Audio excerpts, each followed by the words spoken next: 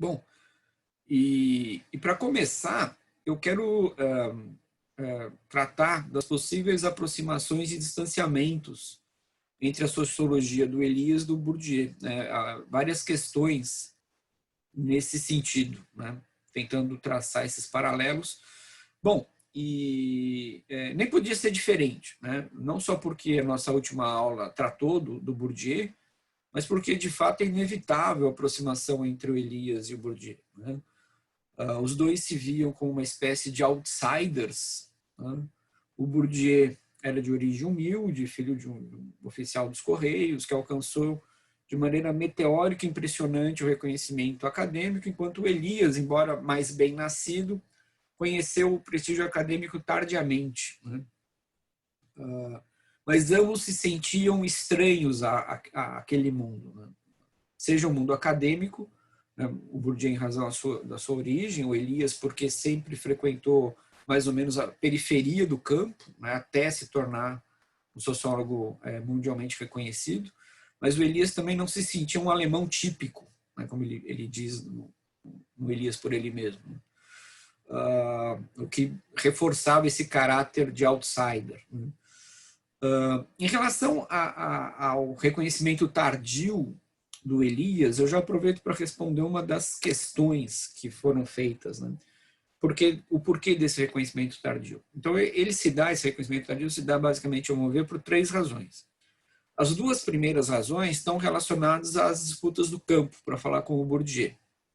Então, a primeira é a seguinte: o Elias acabou eclipsado por toda uma geração de intelectuais alemães muito talentosa e que alcançou um reconhecimento mundial, como é o caso dos integrantes da Escola de Frankfurt. Ele é contemporâneo aos integrantes da Escola de Frankfurt, porque ao mesmo tempo que estavam lá os frankfurtianos, o Adorno, né, o Horkheimer, o Marcuse, estava lá em Frankfurt também o Elias como auxiliar do Mannheim.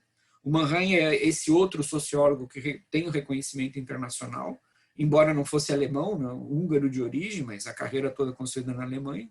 Então você tem essa geração de intelectuais alemães que acabou contribuindo por um certo apagamento do Elias. Segundo, a sociologia do Elias, como vocês sabem, se chocava frontalmente com o modelo teórico, que àquela altura era muito importante no seio da sociologia, que era o modelo do Parsons. O Parsons era aquela figura também altamente prestigiada, reconhecida, o único sociólogo que foi presidente da Academia Norte-Americana de Ciências. E a terceira razão não tem a ver exatamente com as disputas no campo, mas tem a ver com a recepção daquele livro que talvez seja a sua obra máxima, que é o Processo Civilizador. Né? Quer dizer, a recepção desse livro ela foi profundamente afetada pela Segunda Guerra Mundial e pelo Holocausto. Então, essas 3 razões combinadas, ao meu ver, contribuem para que o reconhecimento do Elias como um grande sociólogo que ocorresse muito tardiamente. Outras razões que aproximam Elias do Bourdieu, né? Ambos compartilham a preocupação em superar as dicotomias que, segundo eles, por muito tempo caracterizaram a sociologia, como a gente viu na aula passada, né? Indivíduo versus sociedade, objetivismo versus subjetivismo, razão versus emoção, ação ou agência versus estrutura, e assim por diante. Né? E nas 2 abordagens, a gente encontra, inclusive, um conceito comum, que é o conceito de hábitos. Né? Só que esse conceito de hábitos do Elias, ao mesmo tempo que aproxima o Elias e do Bourdieu, ao mesmo tempo os distancia.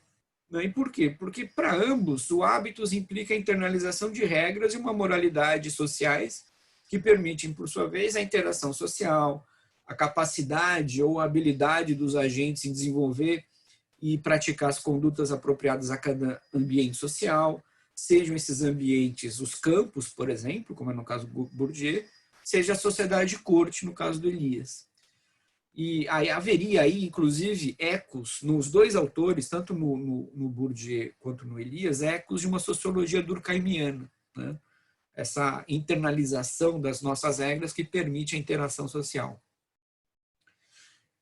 Mas como a gente viu na última aula, no Bourdieu, há 2 matrizes geradoras de hábitos e, claro, então vou retomar a apresentação, lembrando que essa minha exposição ela está baseada nas questões que vocês me mandaram.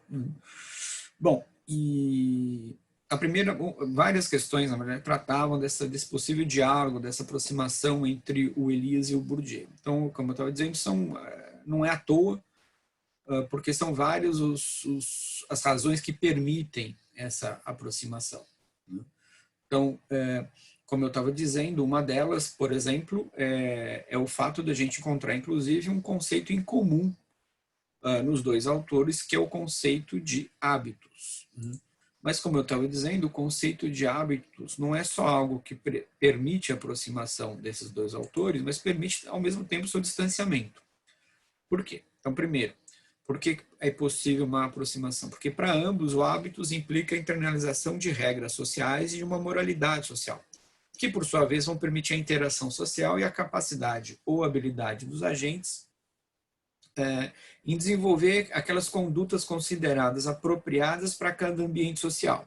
Então, apropriada para os campos, se a gente toma como referência a sociologia do Bourdieu, ou apropriada para a sociedade de corte, se a gente toma o Elias como uma referência. E aí, como eu havia dito, a gente encontra traços de uma sociologia durkheimiana em ambos, né? Essa capacidade dos agentes interiorizarem, internalizarem as regras, que depois vai, de alguma maneira, guiar suas ações. Então, hábitos para os dois corresponde a essa segunda natureza que implica a internalização da exterioridade. Mas, como a gente viu na outra aula, no Bourdieu há duas matrizes geradoras de hábitos. Né? Como a gente viu na última aula, a gente tem, só um minutinho aqui, admitir o Henrique, pronto. Mais alguém? Não. Então, no Bourdieu há duas matrizes geradoras de hábitos, que são as classes sociais e os campos. Ao passo que, para o Elias, o hábitos ele é gerado e internalizado a partir das figurações. E o que são as figurações? As figurações correspondem a redes de interdependência. Essas redes de interdependência elas são mais dinâmicas, elas são mais flexíveis que os campos do Bourdieu. Por quê? Porque as figurações elas podem tanto se expandir quanto se encolher a partir do número de atores sociais envolvidos nessas redes de interação e interdependência. Né? Então, no caso particular do Elias, o que pode constituir uma figuração? Um casal de amantes, por exemplo, pode constituir uma figuração. Um conjunto de amigos na mesa de um bar pode constituir uma figuração. Uma família pode constituir uma figuração. As classes sociais, os campos sociais, as nações como um todo correspondem a figurações. E em cada uma dessas figurações é gerado um hábitos peculiar. Portanto, no caso do Elias, a gente pode afirmar que tanto as classes quanto os campos geram hábitos, porque eles constituem figurações. Mas as figurações, e eu quero insistir nesse ponto, não se resumem aos campos e às classes. Né? Encontros amorosos também geram hábitos, assim como é possível a gente falar num hábitos nacional, por exemplo. Né? Então vejam que a figuração ela tanto incha quanto encolhe, né? Varia conforme o número de atores sociais envolvidos naquelas redes de interdependência. Nesse sentido, o Elias, e essa foi uma das perguntas que foi feita também, o Elias estaria atualizando a abordagem sobre as classes sociais, dado que a classe pode ser um tipo de figuração. De fato, a gente observa no Elias, e particularmente no processo civilizador, uma preocupação do autor em compreender a dinâmica que se constrói, por exemplo, entre aristocracia e burguesia. Dinâmica esta que, por sua vez, pressupõe uma relação de antagonismo, uma relação de conflitualidade, mas também de complementaridade. No entanto, o Elias igualmente se preocupa com jogos de disputa e poder intraclasses, como a gente pode ver, por exemplo, na sociedade de corte, ou no caso estabelecidos e outsiders. Né? Nesse sentido, eu diria que o Elias ele não se preocupa em tratar as classes sociais enquanto classes, mas como formas de figuração. Então, particularmente, não vejo na sociologia do Elias uma tentativa de revigorar as perspectivas sobre as classes sociais. Eu vejo eu vejo lá o esforço de tratar de uma outra maneira, né? E, aliás, essa é uma das críticas que às vezes a gente encontra em relação a Elias. Faltaria na sua sociologia um olhar mais atento, mais preocupado com as classes sociais. E, ao meu juízo, um sociólogo que tenta articular a perspectiva do Elias, as questões referentes à classe e raça, por exemplo, é o Loïc Wacquant, num livro chamado As Duas Faces do Gueto. O Lacan era um discípulo do Bourdieu, né? Segundo o próprio Lacan, segundo o próprio Wacquant, o melhor discípulo do Bourdieu, o mais autêntico, o mais legítimo discípulo do Bourdieu, mas que é um leitor atento do Elias e vai tentar, então, articular a abordagem do Elias, questões referentes à classe e raça, né? Então, o que muda, portanto, entre as sociologias do Bourdieu e do Elias são as unidades de pertencimento. Então, no primeiro caso, o caso do Bourdieu, essas unidades de pertencimento são mais bem localizadas e delimitadas, né? São as classes e os campos. No caso do Elias, essas unidades de pertencimento são mais variáveis e dinâmicas, que são as figurações. A construção dos indivíduos, e os indivíduos só são indivíduos porque eles foram socializados, nos termos de Bourdieu, ou civilizados nos termos do Elias, a construção dos indivíduos depende das relações de interdependência que se desdobram processualmente. Logo, se a sociologia do Elias é tão relacional quanto a do Bourdieu, a do Elias, ao contrário do Bourdieu, é também uma sociologia processual, ou seja, as interações sociais elas se desenvolvem no interior de processos históricos de longa. A gente não encontra essa abordagem histórica no Bourdieu, né? Então a gente pode dizer que a sociologia do Bourdieu é mais sincrônica. Mas será que a gente pode dizer, em contrapartida, que a sociologia do Elias, então, se a do Bourdieu é mais sincrônica, a do Elias é mais diacrônica? Será que a gente pode fazer essa afirmação? Porque num a gente encontra uma perspectiva histórica, no outro não. Embora no outro a gente encontre o respeito à história, como a gente viu na última aula. Existe uma ontologia histórica no Bourdieu, existe lá uma antropologia filosófica, mas que localiza historicamente uma natureza humana, né? Isso a gente viu na última aula. De qualquer maneira, metodologicamente, a perspectiva do Bourdieu é mais sincrônica. Ela está preocupada com o tempo social presente. A do Elias, ela é processual, ela é histórica. Mas a gente pode dizer, então, que em oposição ao Bourdieu, a perspectiva do Elias ela é mais diacrônica. A pergunta ela é capciosa. Eu acho que a resposta ela não é exatamente simples. Por um lado, a gente poderia dizer que sim, a abordagem, por ser histórica, ela é mais diacrônica. Mas, por outro lado, como Elias pretende romper com as dicotomias, a sua abordagem também não deixa de se preocupar com a dimensão sincrônica da vida social. Quer dizer, mesmo quando ele olha para o passado, ele olha para o passado a partir de um presente. Ele quer entender esse processo histórico desde um passado até um presente. Então, a preocupação dele não deixa de ser sincrônica também, né? E é claro, se a gente pegar um estudo localizado, específico, como é o caso dos estabelecidos outsiders, a gente vai ver ali que a perspectiva é mais sincrônica mesmo. Embora o Elias diga ali, olha, eu estou estudando bairros, 3 bairros, em que os seus habitantes ocupam esses bairros, 2 deles pelo menos, há pelo menos 3 gerações, né? Então ele faz questão de frisar que dos 3 bairros que ele estuda, em 2 deles a ocupação já se dá há 3 gerações. Tem uma perspectiva aí não de longa duração, mas talvez a gente pudesse chamar de média duração. De todo modo, o Elias olha para o passado preocupado com o presente, né? Então, se por um lado a gente pode dizer que sim, ela é diacrônica, por outro, como ele quer romper com essas divisões estanques, a gente poderia dizer que ela é sincrônica e diacrônica ao mesmo tempo, né? Eu vou voltar a essa questão um pouquinho mais adiante quando eu falar sobre o tempo no Elias. Foram 2 ou 3 perguntas feitas a esse respeito.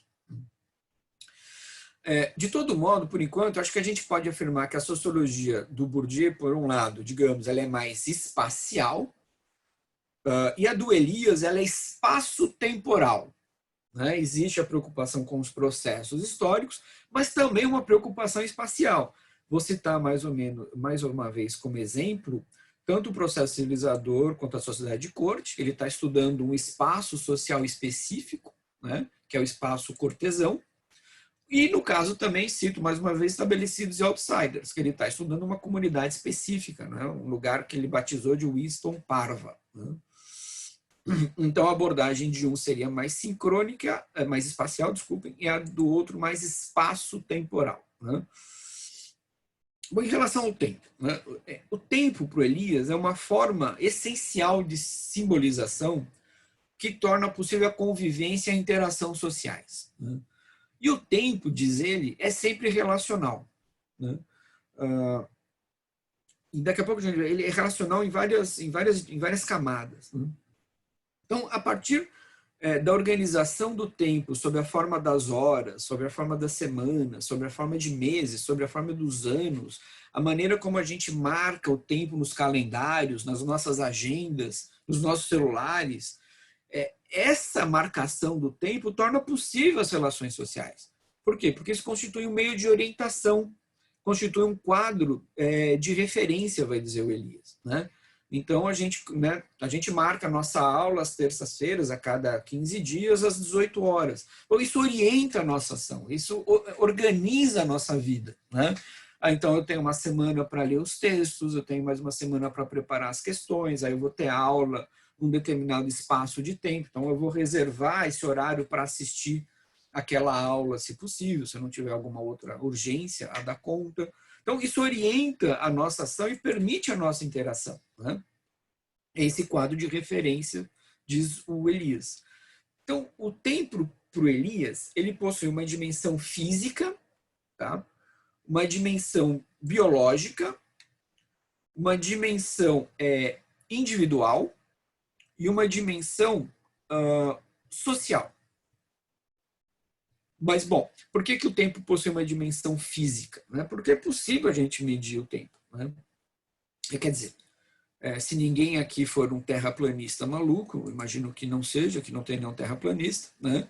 Então, se ninguém é terraplanista, a gente sabe que a Terra ela é esférica, ela gira em torno do seu próprio eixo, né? Ela leva 24 horas para girar em torno do seu próprio eixo e 365 dias para girar em torno do Sol. Se ninguém for terraplanista e acreditar nisso, então é uma maneira de medir o tempo. Por isso ele tem uma medida física. Né? Ele tem uma medida biológica, a medida da nossa vida. Né? A gente nasce, a gente cresce, a gente envelhece e a gente morre. Uma individual, depende das nossas percepções subjetivas do tempo. Né? É comum a gente ouvir, né? Ou mesmo a gente dizer, a hora não passa. Né? Como a hora não passa? A hora está sempre passando, mas a nossa percepção é que ela não passa. Né? Mas o tempo se acelerou, o tempo está muito rápido. Né? Mas a percepção do tempo é que mudou. Né? Quer dizer, o minuto continua tendo 60 segundos, a hora continua tendo 60 minutos, mas a percepção muda. O tempo está muito rápido. Eu, particularmente, acho que a partir dos 25 o tempo voa. Até 15 dias eu tinha 30 anos, agora estou com 51. A percepção muda. Para mim, eu tinha 30 anos há um mês atrás. Então, essa é a percepção individual. E a percepção social, que é esse quadro de referência, que permite que a gente se relacione entre si. Né? Temos nossos calendários, temos nossas agendas, a gente compartilha esses calendários, a gente compartilha essas agendas de modo que permita a nossa interação. E por isso que a gente não pode confundir história com o tempo. A história é uma coisa, o tempo é outra. A história é uma maneira de simbolizar também o tempo. A história é uma maneira de a gente organizar e compreender o tempo. Né? E o tempo é uma categoria relacional, como eu havia dito, em algumas camadas. Então, primeira camada, essa que eu acabei de dizer para vocês, porque ele relaciona as dimensões física, biológica, individual e social. Né? Porque ele permite, como ele é um quadro de referência, permite as interações sociais a partir desse quadro de referência comum. E porque só é possível a gente compreender o que é passado, presente e futuro em sua relação. Quer dizer, qualquer uma dessas dimensões tomada isoladamente, ela configura uma mera abstração. O que é o presente se eu não tiver em mente que ontem foi o passado e amanhã é o meu futuro? Né? Como é que eu categorizo o presente se eu não ter em mente essa relação? Como eu posso definir o meu futuro se eu não tivesse a categoria do presente? Né? Então, essas categorias são relacionais. Qualquer uma delas tomada isoladamente, ela perde o sentido. Outra preocupação comum entre o Elias e o Bourdieu se refere ao poder. Em ambos a gente encontra uma sociologia do poder. No entanto, novamente, o modo como ambos tratam o poder varia. Eles não tratam da mesma maneira. Embora em ambos a gente encontre uma preocupação em entender os mecanismos de exercício do poder. Né? Em ambos a gente encontra, inclusive, a ideia, a noção de um poder exercido simbolicamente. Não é? Aliás, em ambos a gente observa como o poder se exerce de maneira muito insidiosa e muito imperceptível, como a gente viu na aula sobre o Bourdieu, mas isso reaparece no Elias. E como o poder é exercido de maneiras que a gente, de maneira desavisada, poderia encarar como atitudes comezinhas, ingênuas, sem efeitos, né? Como esse do poder, né? Se a gente imaginar a moda, né? A moda é um mecanismo de distinção social. As roupas podem servir como essa gramática do poder. Ou a gastronomia, também como um símbolo de distinção.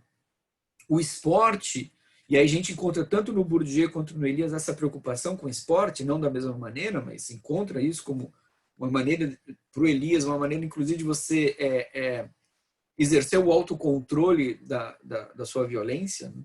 Ou de poder expressar a violência de uma maneira controlada. No caso dos estabelecidos e outsiders, o Norbert Elias vai argumentar como a fofoca é um poderoso marcador de posições sociais. Né? Então, os dois estão preocupados com esses mecanismos de violência simbólica, de dominação simbólica. Mas eles tratam de um modo diferente. Né? Então, como a gente viu no caso do Bourdieu, para o Bourdieu, a dominação de classe é o elemento central do seu projeto sociológico.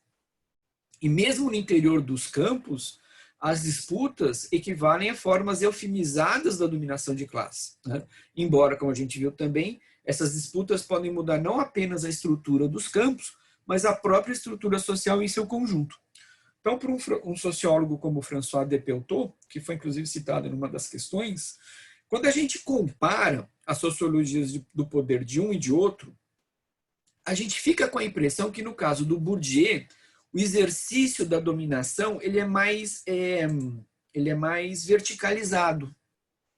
Né? Ele é de cima para baixo, de uma classe dominante sobre as demais classes ou sobre as demais frações de classe. Não é? A gente está gravando aqui, tá, né? Só para eu não me perder aqui. Tá gravando. Tá. Vai que para a gravação. Tá. Já no caso do Elias, diz o de Peltot, o exercício do poder ele é mais horizontalizado. Isto é, embora a distribuição do poder ela seja desigual, embora o balanço do poder possa pender mais para um lado do que para o outro, esse exercício do poder dificilmente se dá sem algum tipo de resposta por parte do dominado. Então vamos pensar, nos termos do Elias, como isso acontece. Né? Como se dá a relação entre a aristocracia e a burguesia na sociedade de corte. Quer dizer, a todo momento que a aristocracia tenta se distinguir da burguesia, a burguesia dá uma resposta, que obriga a aristocracia a criar outros mecanismos de distinção. Está lá no processo civilizador, principalmente o volume 1. Então, a aristocracia começa a usar talheres para comer.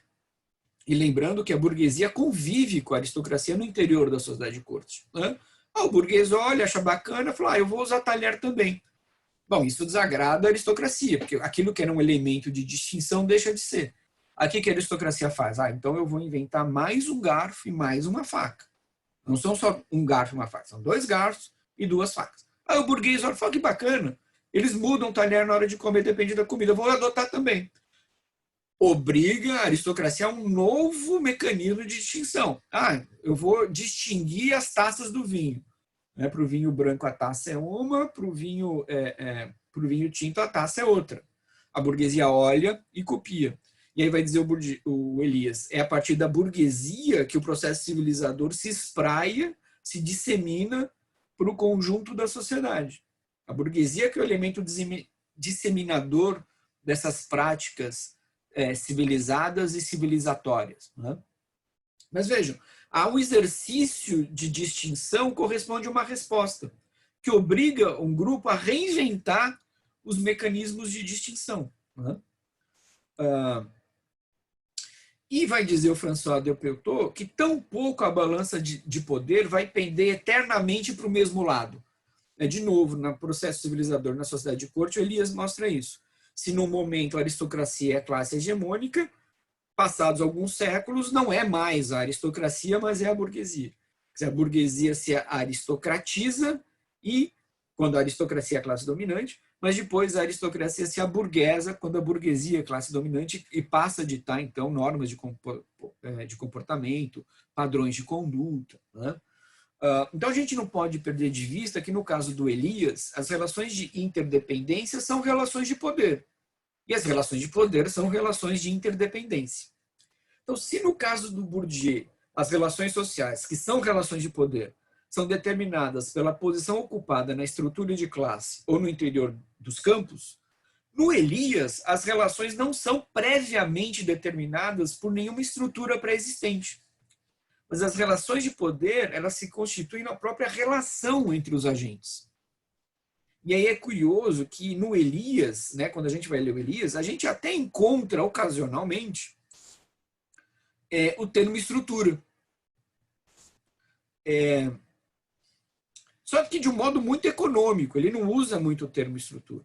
E por uma razão, porque para ele, para o Elias, as estruturas são os efeitos das ações interdependentes. E talvez a gente possa encontrar aí uma certa influência weberiana do Elias, sobre o Elias. Na medida em que a abordagem do Elias, assim como acontecia com Weber, parte da ação para a estrutura para em seguida retornar à ação. Né? Mas lembrando que a estrutura é o efeito dessas ações interdependentes. Né?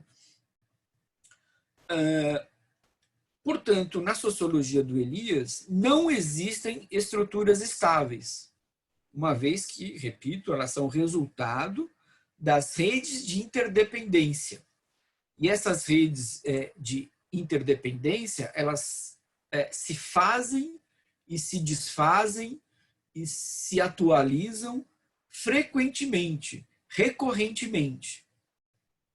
Por isso até que a gente encontra a expressão no próprio Elias de redes de interdependência.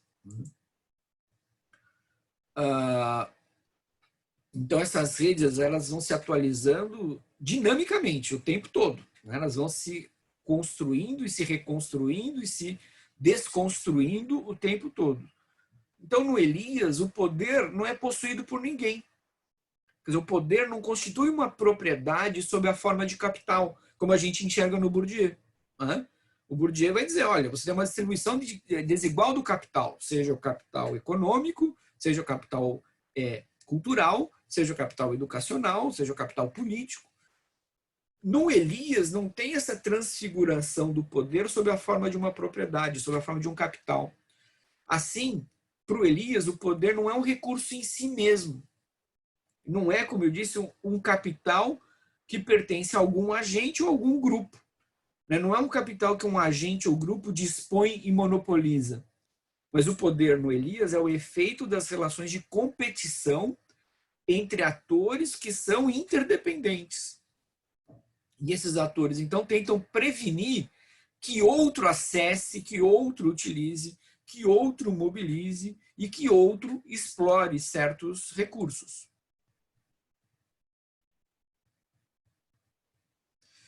A pergunta do Freguerito também usa a teia de interdependência como sinônimo de rede. Sim, rede é fogo isso, porque quando a gente lê em inglês, a expressão é sempre a mesma. É web.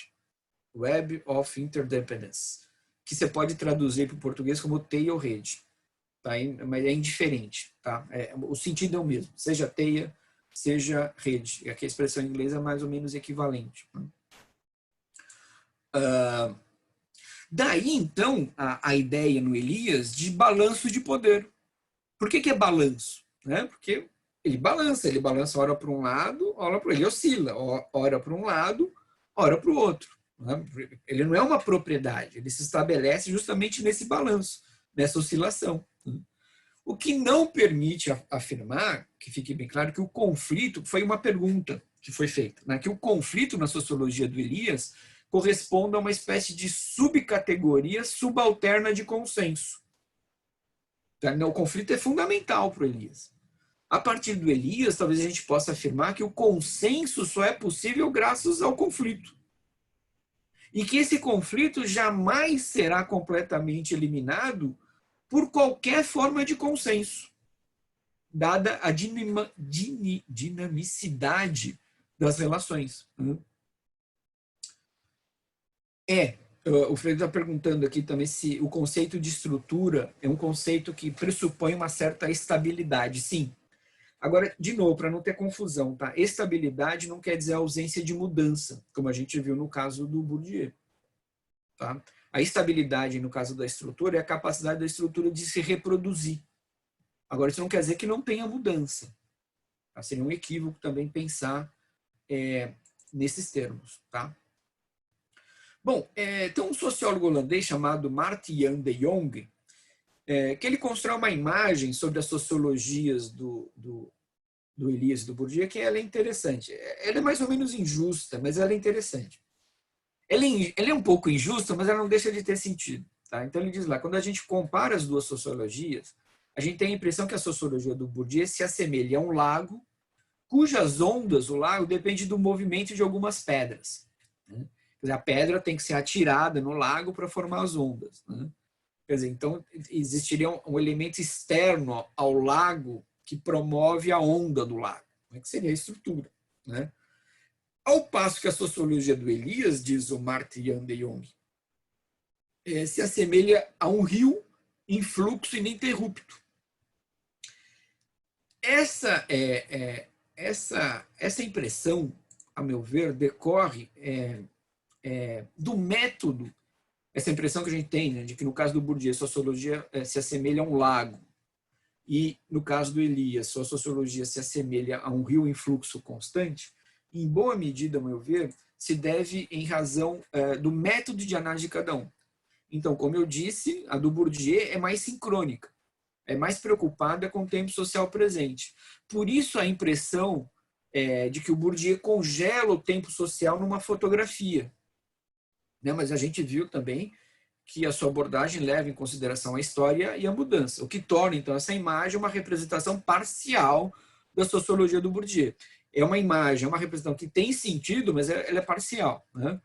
Enquanto que a perspectiva do Elias ela é processual, ela é histórica, considerando uma história de longa duração. Daí, então, a impressão de você ter um rio em fluxo constante. Né? Portanto, ele é mais instável mesmo. Né? Ele é mais sujeita a trovões e tempestades. Se no Elias as relações estão sempre em processo, sempre em movimento, ou seja, as relações nunca são sólidas, elas nunca são petrificadas. Então, sem dúvida nenhuma, a gente encontra aí elementos semelhantes à sociologia do Simmel, que foi uma pergunta também feita por... Eu não vou lembrar exatamente quem fez com a pergunta, tá, gente? Eu ia anotar, acabei esquecendo, me desculpem por essa falha. Mas tinha lá uma ou duas perguntas sobre essa possível relação entre o Simmel e o Elias, que é tratada de maneira muito bem afinada, refinada, por um sociólogo da USP chamado Leopoldo Weisbord. O Leopoldo Weisbord mostra que há, sim, na sociologia do Elias, uma certa ressonância do Simmel. Uma certa influência mesmo, ele diz, do Simmel. Não é mais do que uma ressonância, é uma influência mesmo. Então, segundo Weisbord, Em ambas as sociologias, aí eu estou falando do Elias e do Simmel, né? Deixamos Bourdieu para trás. Em ambas as sociologias, a interação é encarada como uma relação mútua e múltipla, que se estende infinitamente. Em outras palavras, e aqui eu vou citar o Weisbord, tá? O todo social é um tecido que se tece continuamente. Tá? A citação do Weisbord é essa. Né? O todo social é um tecido que se tece continuamente. Então, para ambos, diz o Leopoldo Weisbord, a gente não deve falar em sociedade, mas em socialização. E por quê? Porque a socialização pressupõe o processo. Então, tanto para o Simmel quanto para o Elias, não há, em momento algum, determinação, mas correspondência. A transformação de uma dimensão corresponde a uma transformação em outra dimensão.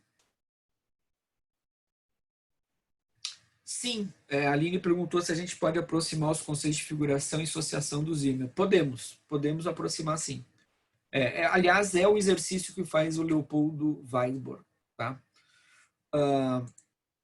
Então, não há na sociologia do Elias, como também não tem na sociologia do Simmel, o estabelecimento de relações causais do tipo A causa B, portanto, B é efeito de A. Né?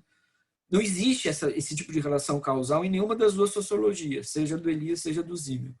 Então, para eles, para esses dois autores, A e B implicam-se e causam-se mutuamente.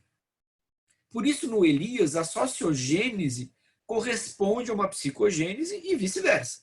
Não existe uma anterioridade. Não é porque você tem transformações sociais que você vai ter transformações psíquicas, na economia psíquica do indivíduo. Elas ocorrem ao mesmo tempo, mutuamente, elas se implicam mutuamente.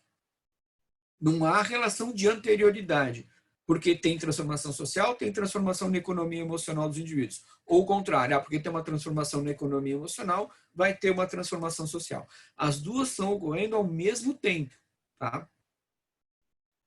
E aí tem um sociólogo australiano chamado Robert Van Krieken, que ele diz o seguinte, e ele afirma que a sociologia do Elias ele radicaliza essas perspectivas, né?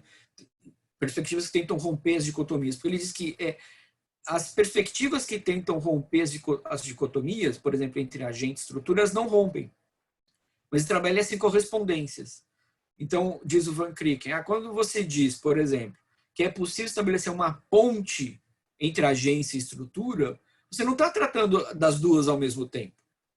Você está tratando das duas separadamente. Você encontra uma correspondência, mas você trata a agência separada da estrutura. Mas o Elias rompe com isso. Ele não diz, é possível uma ponte, um link, uma conexão. Né? Não, ele vai tratar das coisas mutuamente, segundo Van Krieken. Até em relação ao tempo, o Elias diz algo parecido. Né? Aí você tem uma espécie de sociologia, quando o Elias vai discutir o tempo, tem ali uma sociologia do conhecimento. Né? E ele diz lá algo mais ou menos no seguinte sentido. A gente, no mundo moderno ocidental, para a gente pensar o mundo, a gente tem que congelar o mundo. Porque senão a gente não consegue pensar o que é o mundo. Porque como o mundo está em transformação constante, fica difícil mesmo pensar o mundo assim. Então você tem que congelar uma parte dele. E isso se expressa, inclusive, na nossa linguagem. Então Elias diz, olha, uma frase, por exemplo, o vento sopra, não tem o menor sentido.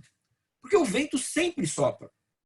Mas por que eu tenho que dizer o vento sopra? Para eu entender o movimento do vento. Eu não tenho uma palavra, até teria se eu dissesse ventar, né? Mas não o vento sopra. Não, o vento sempre sopra. Mas a gente é obrigado a fazer isso para entender o movimento da natureza. Senão a gente não entende como funciona a natureza. Então a gente é meio obrigado a congelar as coisas para compreender o que essas coisas são.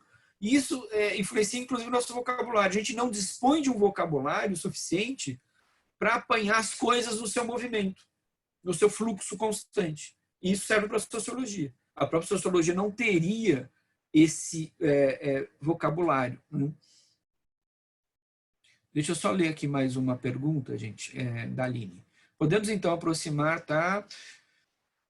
críticas às perspectivas do conflito Elias e Zímio de que seriam otimistas ou conservadoras, uma vez somente existem para buscar a unidade ou consenso. Caberia essa afirmação? Como ficariam as relações internas do poder? Então, eu acho que essa é uma crítica inválida, porque no Elias tem tudo menos consenso. Quer dizer, pode até ter o consenso, mas esse consenso ele é instável. Ele se desfaz no momento seguinte. E aí, no Elias, existe uma unidade. Bom, existe uma unidade na diversidade e uma diversidade na unidade. De novo, né, não dá para pensar as categorias para ele separadamente. Você tem que juntar tudo. Né? Você tem que entrelaçar essas coisas todas. Né? Então, eu acho que não caberia essa avaliação das sociologias do Elias e do Zímio. Eu acho que seria uma avaliação injusta, no meu ponto de vista. Né?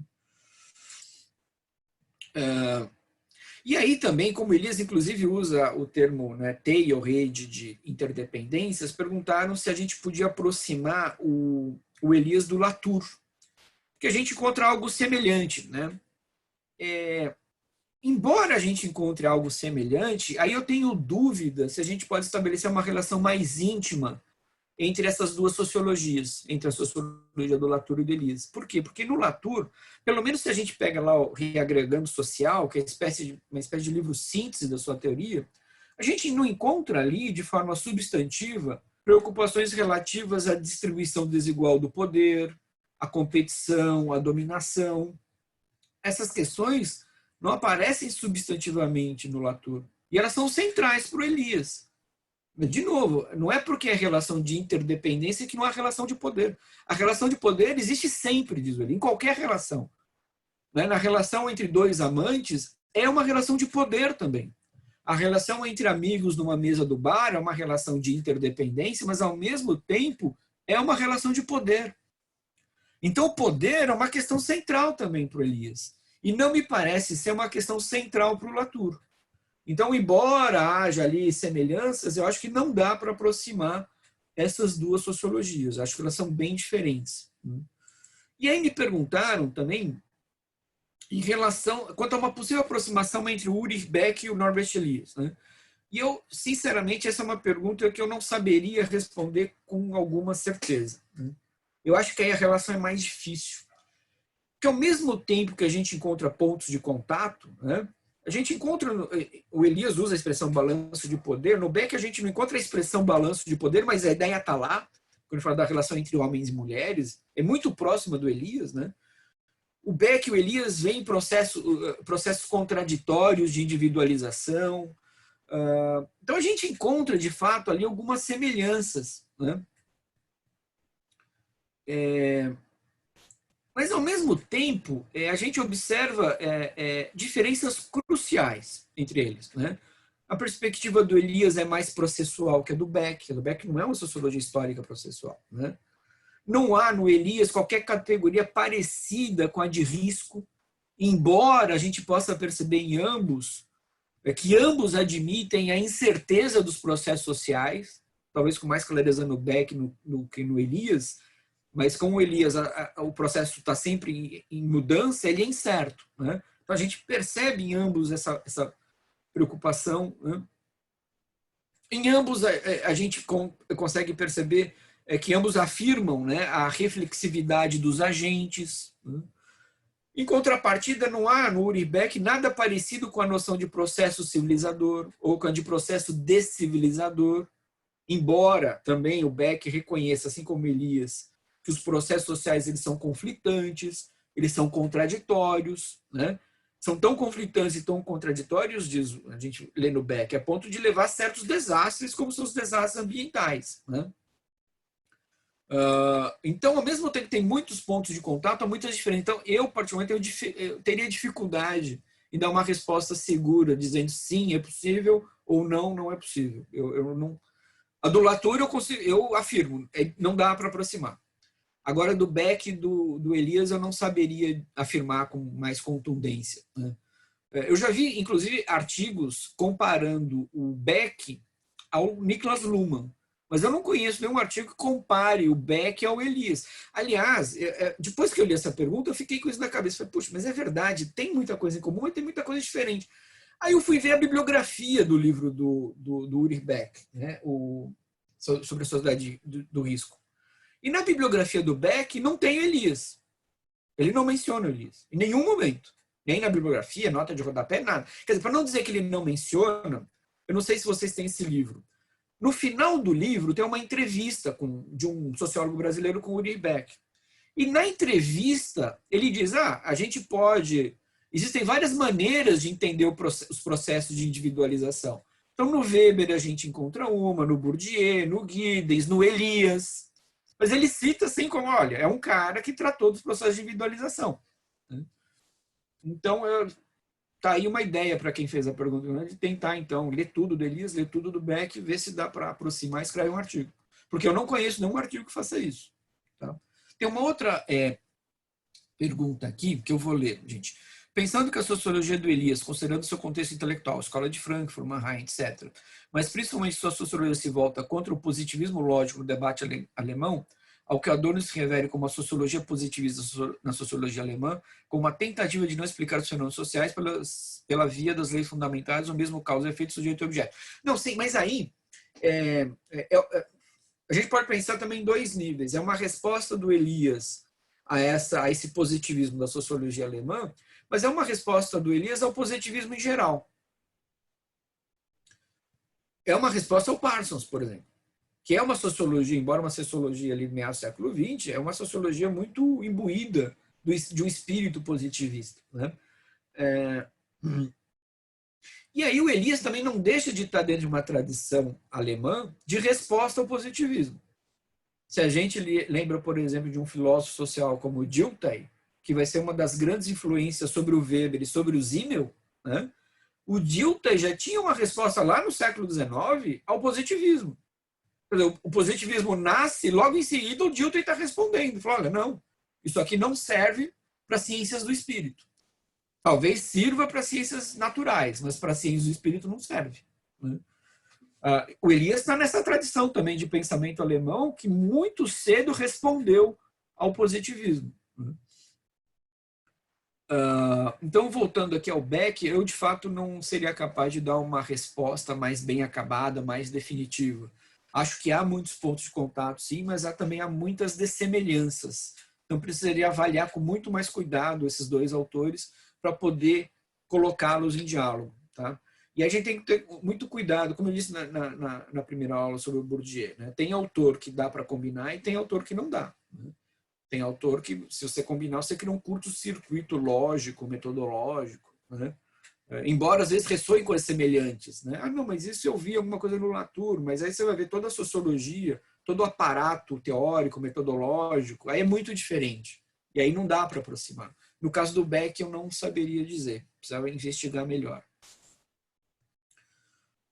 Então, até aqui a gente falou das relações entre o Bourdieu e o Elias, entre o Elias e o Simmel, traços, né? A gente pode perceber traços durkheimianos e weberianos na sociologia do Elias, mas a gente não pode esquecer também que outra referência fundamental para o autor é o Freud, né? A ponto do Elias escrever um livro sobre o Freud. O Elias tem um livro chamado Além de Freud, né? Em francês, Au-delà de Freud. E nesse livro, o Elias reconhece a importância do Freud, a influência do Freud sobre sua própria sociologia. O Freud, ele reconhece que o Freud é uma referência central para ele, mas ele também faz críticas à psicanálise freudiana. Né? Então, embora o Elias admita a existência das instâncias psíquicas do eu, do supereu e do isso, como aponta o Freud, ele afirma que essas instâncias psíquicas, o eu, o supereu e o isso, ou, se preferirem, ego, superego e id, elas devem ser historicizadas. Essas categorias, essas instâncias, elas variam com o tempo. E variam até conforme a cultura. Então, a gente percebe no Elias, né, que o Elias admite uma certa natureza humana. Existem essas instâncias psíquicas, o eu, o supereu e o isso. Mas essas instâncias, essa natureza humana, ela se entrelaça a uma segunda natureza, que é social e histórica.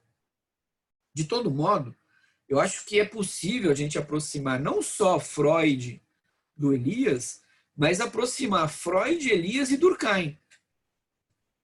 E aí é curioso, porque o Durkheim não leu Freud, claro, não leu Elias, né? O Freud leu o Durkheim. Inclusive cita o Durkheim em Totem e Tabu. E o Elias leu os dois, né? Então é possível triangular esses três autores, né? E por quê? Porque para os três, a sociabilidade, a vida em sociedade, a coesão social depende da nossa capacidade de controlar os nossos impulsos, de controlar os nossos instintos. E essa capacidade, ela não é inata. Ela tem que ser criada em nosso interior. Então vai dizer o Durkheim, por exemplo, o nosso ser natural, que são os nossos impulsos e instintos, deve ser domado pelo nosso ser social. Mas como ele não é inato, ele precisa ser criado em nosso interior a partir dos processos de socialização. E aí, como vocês sabem, o Durkheim tem duas grandes instituições responsáveis por esses processos de socialização, por essa criação de um ser social no nosso interior, que é a família e a escola. Para o Elias, essa segunda natureza depende da incorporação de hábitos a partir dos processos de civilização. E os processos de civilização, por sua vez, implicam a internalização de controles externos e sua transformação em autocontrole, em autocontenção. Então, quando seríamos, digamos, civilizados? Quando a gente se torna capaz de controlar os nossos próprios impulsos. A gente não depende mais de um controle externo. Nós internalizamos essa capacidade de controlar nossos impulsos e instintos, né? Então, e esse autocontrole, ele molda as nossas emoções e até nossas reações corporais, né? Então, o efeito do processo civilizador sobre o nosso corpo, ele pode ocorrer tanto intencionalmente, né, porque a gente reconhece que certos comportamentos são encarados como socialmente inadequados, e aí a gente trata, então, de controlar as nossas reações físicas, civilizador. Agora, o processo civilizador também pode agir de uma outra maneira que parece inata. Ela é aparentemente inata. Como, por exemplo, o rubor da nossa face. Quando a gente se sente envergonhado por alguma coisa, nossa face fica vermelha. Parece inato, mas não é. Você se sente envergonhado porque você aprendeu que determinadas coisas são proibidas ou não, são inadequadas ou são adequadas. Então, o que causa vergonha hoje, talvez não causasse há 50 anos. Então, há 50 anos, talvez uma pessoa, se ouvisse uma determinada frase, não ficaria ruborizada. Mas hoje fica. E daqui, sei lá quantos anos, o que nos deixa ruborizados hoje, talvez não ruborize daqui a 50 anos. E parece inato, você não tem controle, você ficou vermelho. Você ficou envergonhado. Agora, diz ele, não é inato.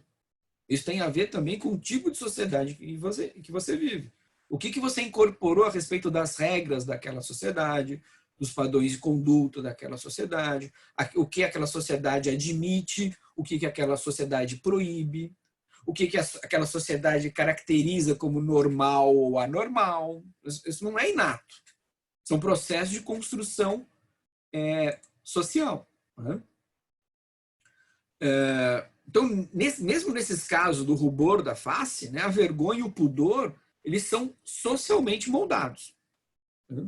Agora, isso não significa, ao meu ver, que o Elias compartilha da posição do Rousseau, que foi uma pergunta que foi feita no fórum, né?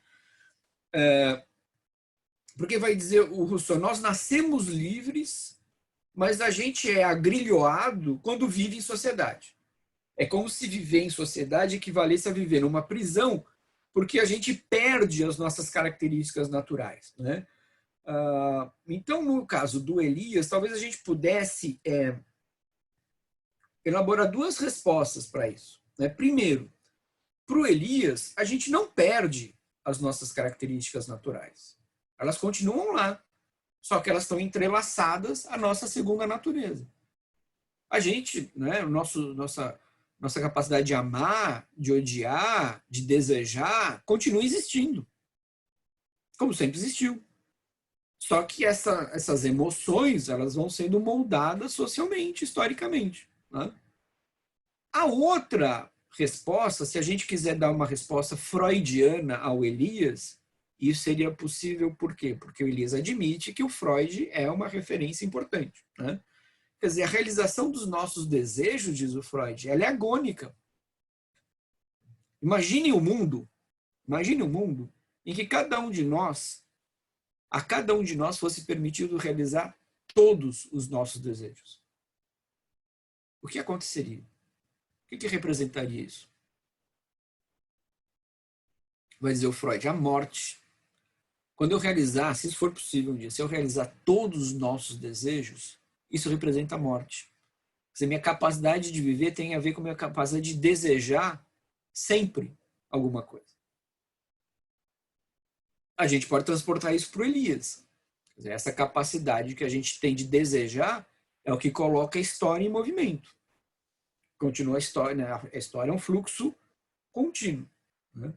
E se a gente quiser dar uma resposta durkheimiana, nesse caso, e também porque seria possível, porque isso está posto pelo Elias, né? O Elias admite que o Durkheim é uma referência. A gente vê essa referência do Durkheim no Elias. Quer dizer, se nosso ser social, em alguma medida, não controlasse nossos impulsos e instintos, a convivência social estaria ameaçada. E a gente vê isso no processo civilizador. Né? Então, se na Idade Média o cara usava um machado para cortar um bife, se tivesse uma discussão na mesa, havia o risco daquele machado cortar uma cabeça. Mas você vai diminuir o tamanho da faca, aí vai ter faca sem ponta, faca sem corte. Você vai controlando os teus impulsos para tornar a vida possível, né? Então, eu acho que não dá para aproximar, nesses termos, o Rousseau do Elias. Tá?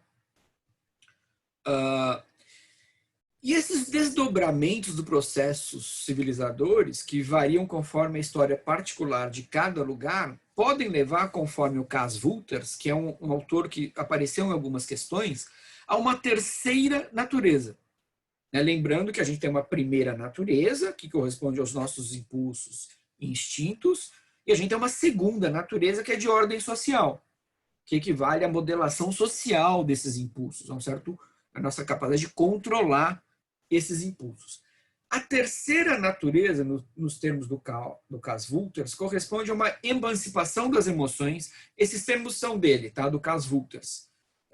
A terceira natureza corresponde aí ele vai definir a terceira natureza de 3 maneiras, tá? Emancipação das emoções, uma informalização dos comportamentos e um descontrole controlado. Tá? Então, emancipação das emoções, informalização dos comportamentos ou um descontrole controlado. O que quer dizer isso? Ele usa 3 termos para falar da mesma coisa. Então, esses 3 termos expressam o quê?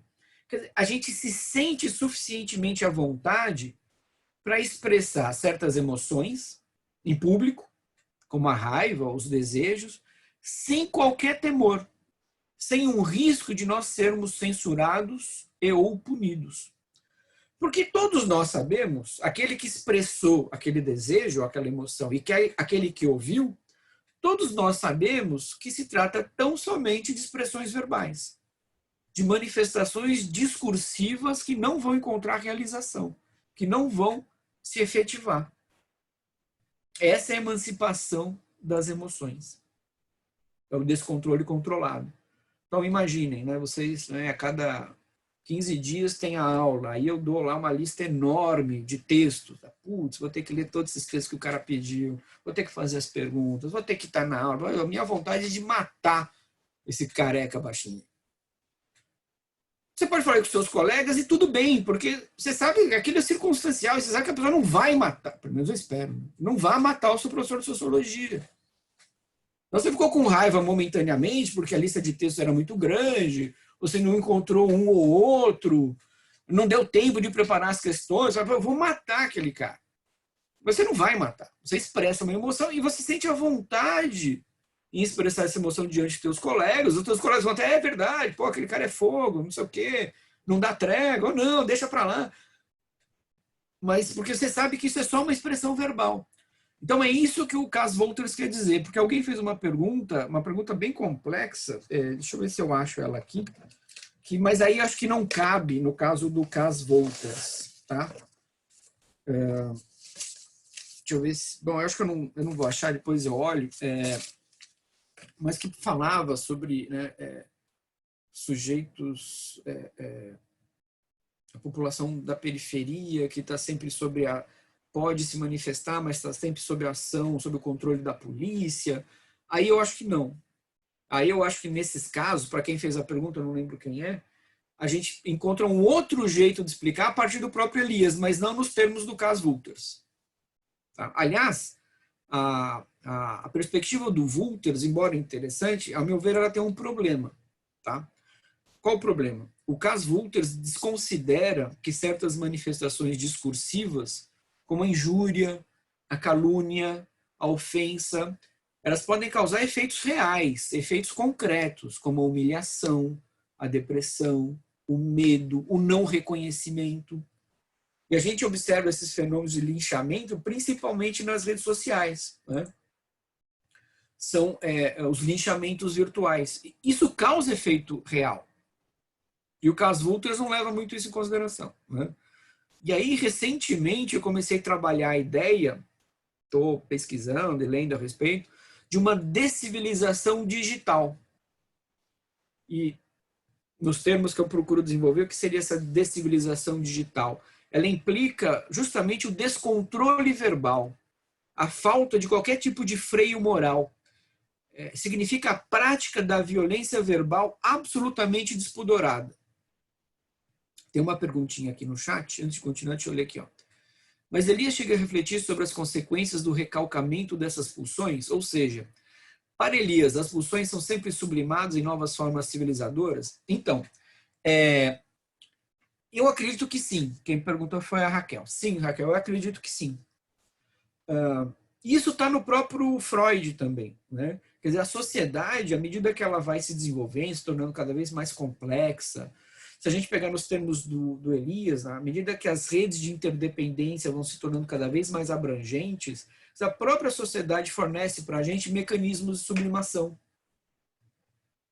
Então, Freud dizer, para o Freud, um mecanismo de sublimação fundamental porque tem que ter um mecanismo de sublimação, porque se você ficar represando, sem ter uma válvula de escape, você explode, né? Então você precisa sublimar essa repressão toda, esse recalque todo, né? Aí o Freud diz, a arte, por exemplo, é um mecanismo fundamental de sublimação das nossas pulsões, né? E eu acho que a gente pode ler isso no Elias. A sociedade, ela vai, à medida que as redes de interdependência vão se tornando mais complexas e abrangentes, as próprias redes fornecem para a gente formas de sublimação, que seriam formas de civilização, evidentemente.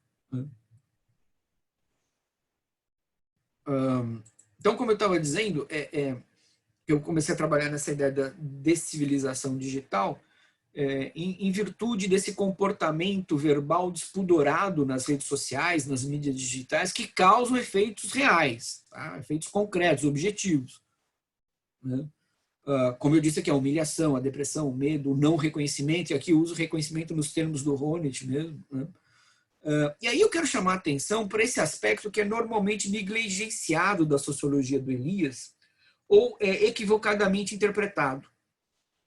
A noção de descivilização, ela encontra sua primeira formulação no livro Os Alemães, mas não aparece nesses termos. Tá? O Elias não fala em processos de descivilização. O Elias fala em processo de barbárie, ou de barbarização, ou processo de brutalização. O termo descivilização vai ser cunhado e desenvolvido posteriormente por alguns herdeiros do Elias, como Stephen Mann e Eric Dunning. Né? Bom, o processo descivilizador, ele não significa necessariamente uma interrupção ou uma regressão dos processos civilizadores, como muita gente pode interpretar, como muita gente pode ler. Você tem um processo de civilização em desenvolvimento e, de repente, em algum momento, por alguma razão, esse processo de civilização ele é estancado, ele é rompido. E aí começa um processo de descivilização. Não é isso que o Elias diz. Tá? A Nathalie Reinich, por exemplo, que é uma leitora atenta do Elias, ela vai nos dizer que civilização e descivilização correspondem a momentos heterogêneos coexistindo ao mesmo tempo. Processos civilizadores e descivilizadores coexistem ao mesmo tempo. O Dunning e o Menel, que são dois desses maiores especialistas sobre a sociologia do Norbert Elias, eles afirmam que os processos civilizadores geraram potencial para o desenvolvimento da pacificação interna, tá? Mas igualmente para o aparecimento de instituições mais destrutivas e amorais. Então, o que o Menem e o Dunning estão dizendo para a gente? É como se os processos civilizadores pudessem gerar também descivilizadores ao mesmo tempo. Então, vamos pensar nesse caso das redes sociais e com esse processo de individualização. O Elias diz, né? O processo de civilização é também um processo de individualização. Em que sentido a gente se torna mais indivíduo? Veja, ele não está falando que a gente se torna individualista. A gente se torna indivíduo porque a gente se torna capaz de controlar os nossos impulsos. E nos permite, então, nos relacionarmos com os outros. E é nessa relação que nós nos constituímos. Agora, a relação só é possível porque a gente é capaz de controlar esses impulsos. Né? Mas esse processo de individualização, ao longo da sua história, acabou gerando um individualismo exagerado.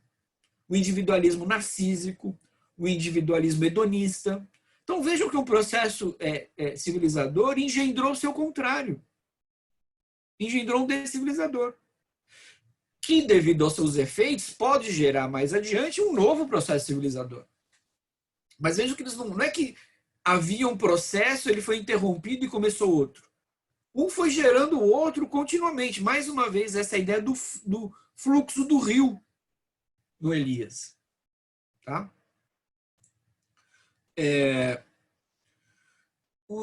O Dunning e o Menem, eles vão escrever no prefácio a edição inglesa dos alemães, e esse prefácio é reproduzido na edição brasileira, o seguinte, eu vou ler aqui um trechinho curto, tá? Cito Dunning e Elias. Dunning e Menem, desculpem.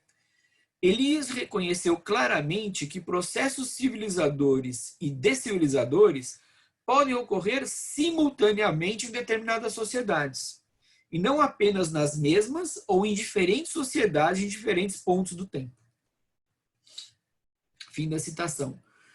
E segundo os mesmos Dunning e Menem, é justamente porque o Bauman, e aí outra pergunta que foi feita, porque o Bauman não compreendeu que os processos civilizadores não descartam completamente os descivilizadores, que a crítica que o Bauman faz ao Elias, ela não é apenas parcial, mas dizem o Dunning e o Menem, ela é injusta. Porque o Bauman não compreendeu isso, torna a crítica do Bauman injusta. O processo civilizador, diz o Dunning e o Menem, não corresponde ao ideal de humanidade portadora de uma moralidade universal, tal qual o Bauman interpretou. Então, na leitura do Dunning e do Menem, para o Bauman, o processo civilizador corresponderia a um ideal de humanidade portador de uma moralidade universal. O que o Dunning e o Menem afirmam? Não, não é isso que está no processo civilizador. E aí eles têm razão, não é isso mesmo. As moralidades, elas variam porque os processos civilizadores variam, e ainda que a gente julgasse possível, vamos jogar isso num plano hipotético, teórico, se fosse possível uma moralidade dessa natureza, ou seja, uma moralidade universal, ainda assim ela seria contingente. Ela seria sujeita, essa moralidade seria sujeita a crises e abalos. Tá? Só estou lendo aqui. Tá, não, eu já respondi essa. E há muitas perguntas que tentam, de uma certa maneira, usar o Elias para entender nossa realidade nacional. Né? E aí são 3 ou 4 perguntas, eu não vou entrar nelas especificamente, mas vou tentar dar uma resposta mais geral. Tá? Bom, primeiro, vários autores se esforçaram nesse sentido, de tomar a sociologia do Elias e tentar adequá-la à nossa realidade nacional. Então, por exemplo, a Tatiana Salvoia Landini, que vários de vocês citaram nas suas questões, é uma professora socióloga da Unifesp, a professora Andréa Borges Leão, que é uma professora da Universidade Federal do Ceará, que há bastante tempo está empenhada em construir uma sociologia da singularidade a partir do Elias, e aplicando essa sociologia da singularidade em temas e questões relativas ao Brasil.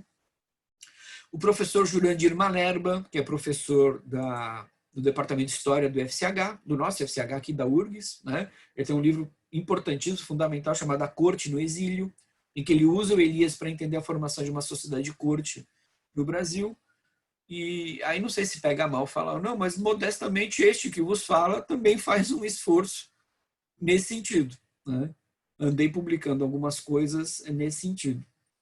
E aí, em linhas gerais, o que eu posso dizer, e aí eu tomo como referência o Jurandir Malebra, meu próprio esforço, né, pessoal, em traduzir o Elias em nossos termos, é que, primeiro, se a gente quer utilizar o Elias de modo respeitoso, a gente deve considerar processos de longa duração ou pelo menos de média duração.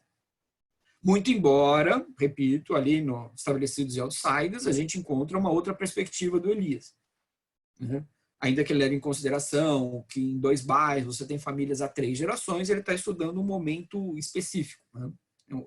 Seria o agora daquela pesquisa. E se a gente usar uma perspectiva de longa duração, a gente tem que falar sobre a transplantação da sociedade de corte para o Brasil e as características peculiares disso, né? Dessa transplantação da sociedade de corte. Então, a sociedade de corte no Brasil, é algo que eu tento argumentar e demonstrar em alguns artigos, é uma sociedade de corte artificial. Corte artificial. Por quê? Porque em 1808 vem a família real, é um número restrito de nobres, e vem para cá sem recursos, né? Eles não têm dinheiro, ou têm muito pouco dinheiro. Tá, desculpe, Winnie. Não tem onde viver, não tem onde morar. Então, eles dependem das benesses dos seus nativos, né? Comerciantes locais, dos endinheirados locais, né?